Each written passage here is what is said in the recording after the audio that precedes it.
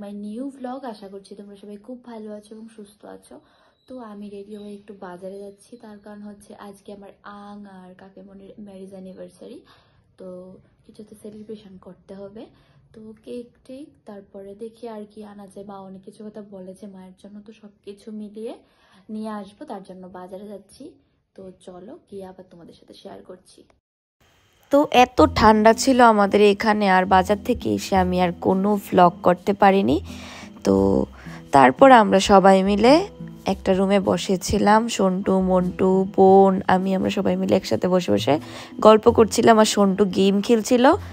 আর তারপর দেখো মন্টু কি করছে, আমার তো কি যে রাগ উঠছিল ওকে দেখে, মানে এত দুষ্ট, ঘর পুরো একদম কি করেছে তোমরা দেখলেই বুঝতে পারবে।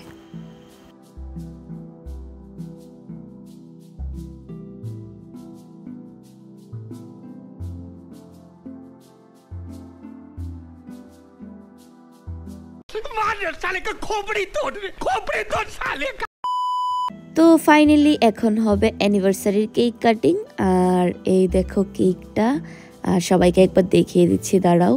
দেখো সবাই মিলে বসে আছে, আর খুব ঠান্ডা লাগছিল জানো, আমাদের এখানে ভীষণ ঠান্ডা পড়েছিল ওই দিন।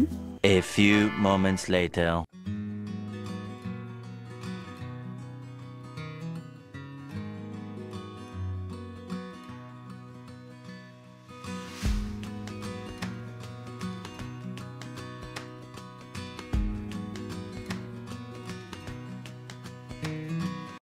हे रहा नहीं जाता, तड़प ही ऐसी है ना।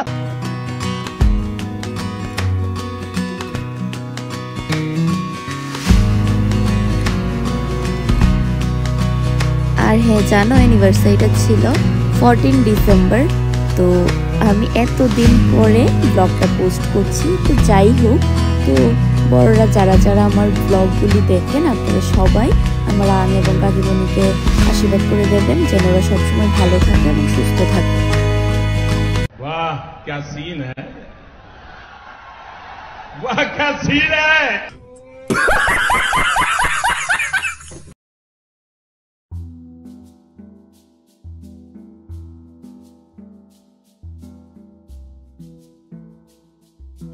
তারপর কেক কাটিং এর পর চলছিল কেক খাওয়ানো পর্ব।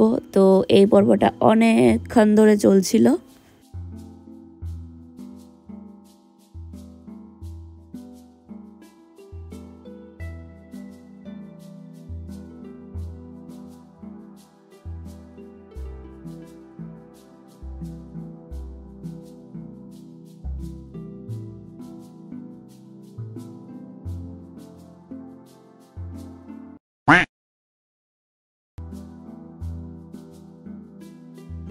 তারপর সবাই মিলে ফটো তুলে চলে গেলাম ডিনার করার জন্য।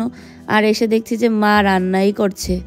তো ওই দিন রান্না হয়েছিল দেশি মোরগ, আর কিছুই রান্না করিনি, আঙে মাটন, মাছ সব কিছু এনেছিল। মা বলছে যে ঠান্ডা লাগছে, তাই রাতের বেলা এত বেশি কিছু রান্না করবে না, এই বলে রান্না হয়নি।